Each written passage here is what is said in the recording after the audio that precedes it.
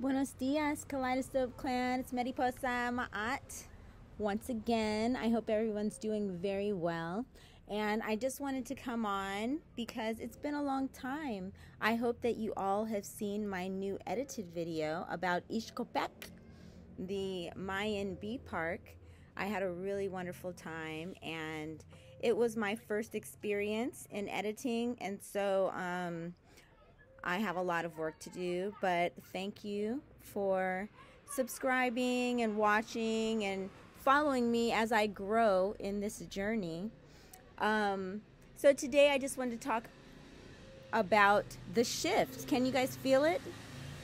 I feel the shift, and there is a shift. If you know anything about astrology and what's going on in the cosmos outside of astrology, I mean, like, there's a lot of action going on with our sun. Actually, there are a lot of sunspots where solar winds and things like that, which cannot be predicted, are happening. So we on the planet are actually very affected by this. There are coronal mass ejections and solar winds that are coming at us and hitting the planet, and that also affects the Earth. I just found out yesterday that the Yellowstone area has been having some earthquakes, so that's a little concerning, because there, if you know anything about it, there is, I think, one of the largest volcanoes in the world is there underneath, and so let's all keep in prayer that things stay safe. So anyway, yes, it's a major shift. I feel it. You see, my fro is growing a little. That's part of the shift. My flowers are blooming, and the air is changing. We're now in the fall season in the United States, but we're coming into the spring here in the Yucatan, where I am. And me editing is a part of my shift. I'm going to be expanding from the essay-like conversations that I've been having with you to more sharing more actual on-the-ground experiences here in Mexico, and actually in 2 weeks in Guatemala. I'll be in Guatemala for a week, so I'm very excited about that too. And another change that has happened actually with me is that I've learned more about myself. I'm always continuously learning. I spend a lot of time studying myself. Oh wow, the sun is really coming through. I appreciate that little sunbeam on me. It's like I'm being blessed. So yeah, I recently had been talking to our family therapist, and she shared with me that I would fit into the category of a new label called the highly sensitive person.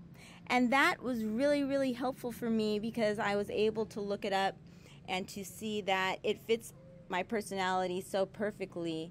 It's very helpful because a lot of people might interpret my behavior a certain way that might look like it's radical or outside of the box, but it's just a certain kind of personality, and sensitivity is seriously like a superpower of mine.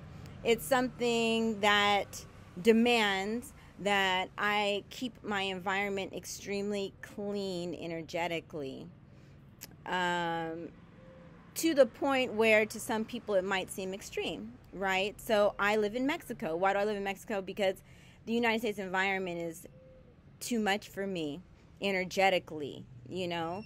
And for some people are like, what's the big deal? But for me, I feel a lot. I carry a lot. And so I have to be somewhere where I feel exceptionally secure and exceptionally good about the vibes, you know. Things like shootings and protests and things like that, or even the constraints of like the corporate entity. Like, you know, I need good vibes, I need good feelings, I need love and caring everywhere I go.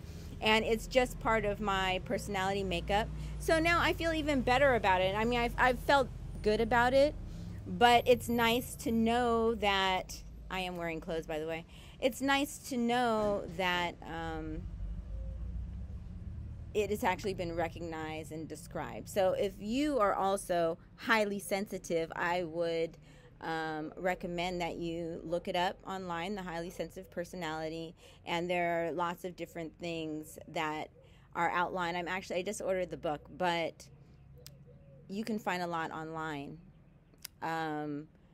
It's very normal for healers and artists to be considered highly sensitives. You know, like I'd much rather be in a jungle environment where I'm dealing with nature than dealing with crazy people, right? Whereas some people would be afraid of being in the jungle.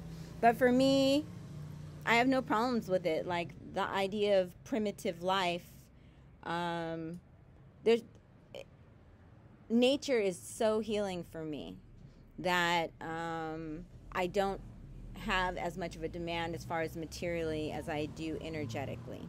So that is a shift for me. That is a win for me, because the more I understand myself, the better I am, just overall, but also in service to others. So I can, I've always been a wonderful healer and artist, but I didn't understand it in the sense that it's been recognized in that way. I feel heard. I feel seen. So I am really looking forward to my expansion. I'm creating my website to actually have a platform to promote myself for my healing retreats, my artwork, my English classes, all the things that I do.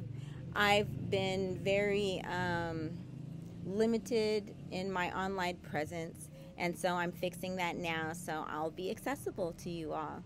So those are my, oh, I got a new phone, so that's another reason I got an iPhone after my old phone was robbed for the most part. I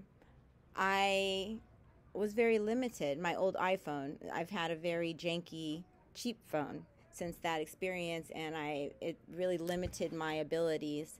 And so now I have a new iPhone, and I'm just feeling very blessed. Spirit has really supported me. My shadow work that I was working on, that I was promoting so much, and I still promote it,